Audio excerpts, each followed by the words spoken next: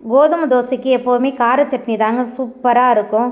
நல்ல சுட சுட 4 கோதுமை தோசை சாப்பிட்றவங்க கூட 2 தோசை சாப்பிடுவாங்க. அந்த அளவுக்கு ருசியாக இருக்கும். இதுக்கு முதல்ல 4 டேபிள் ஸ்பூன் எண்ணெய் சேர்த்து எண்ணெய் சூடான பிறகு நீல வாக்கில் நறுக்கின 4 பெரிய வெங்காயம் 5 காஞ்ச மிளகாய் சேர்த்துட்டு வதக்கிடலாம். வெங்காயம் காய்ந்த மிளகாய் வதங்கி வந்த பிறகு 5 பழுத்த தக்காளி சேர்த்துட்டு நல்லா கலந்து விட்டு வதக்கிடலாம். வெங்காயம் தக்காளி எந்த அளவுக்கு நல்லா வதங்கி வருதோ அந்த அளவுக்கு நல்லா ருசியாக இருக்கும். வதங்கி வந்த பிறகு அடுப்பு ஆஃப் பண்ணிவிட்டு ஆறுனதுக்கு அப்புறமா மிக்சியில் மாற்றிக்கலாம்.